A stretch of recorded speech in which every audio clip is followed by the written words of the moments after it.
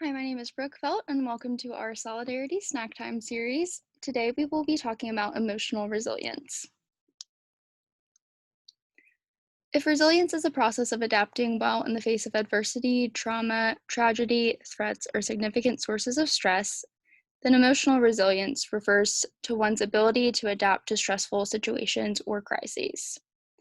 Another way to think about it is the ability to bounce back. When we talk about it in emotional terms, it can be how well you are able to bounce back under stress and crises, but it also involves personal growth. Building blocks to emotional resilience include physical elements, mental or psychological elements, and social elements. Physical elements include things like physical strength, energy, good health, and vitality. And then mental and psychological elements include things like adjustability, attention and focus, self esteem, self confidence, emotional awareness and regulation, self expression, thinking, and reasoning abilities.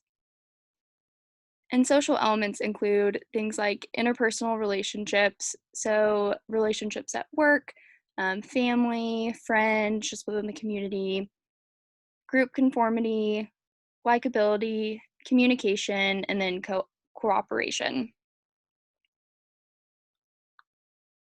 And as we can see from this chart, resilience is made up of many different components. So we have high self esteem, flexibility, strong relationships, spiritual freedom, positive coping strategies, emotional regulation, mindfulness, and non judgmental mind.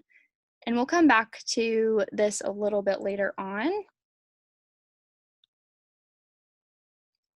So the following are just some traits of emotional resilience. We have emotional awareness, perseverance, internal locus of control, optimism, support, sense of humor, perspective, and spirituality. So, emotional awareness is being able to recognize, identify, and understand your emotions and the emotions of others. Perseverance is having persistence and determination through challenges, so really pushing through. Internal locus of control is the degree to which you feel like you have control of things in your life. So, feeling like you control things instead of things kind of happening to you. Optimism is just hopefulness and confidence about a successful outcome or future. So, being able to see the positive in situations. Support, having a strong support system, so having a really supportive family or just social network.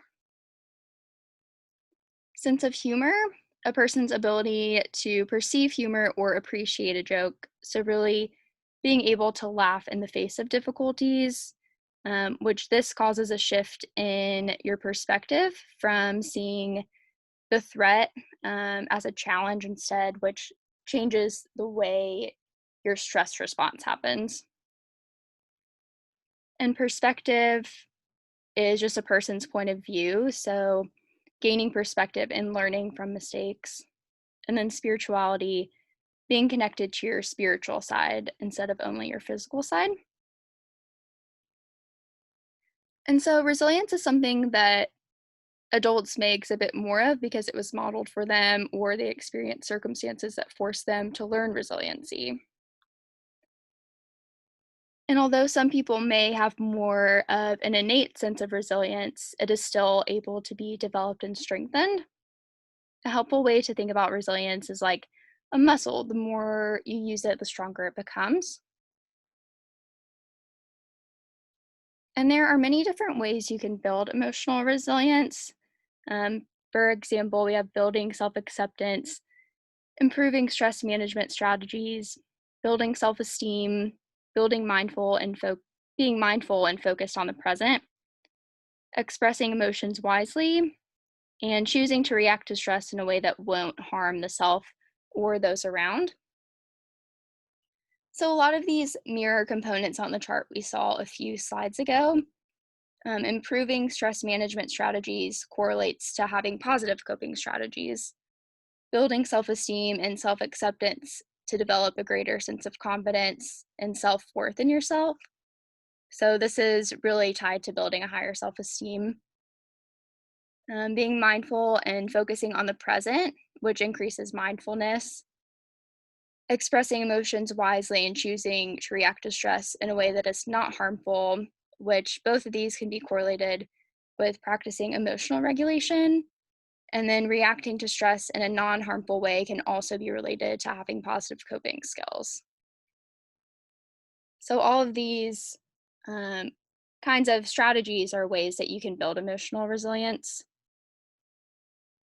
And then some additional strategies include build your connections. So, this really goes into um, gaining support through your social life or just family. Foster wellness. So, just making sure that you're taking care of yourself, mind, body, and spirit.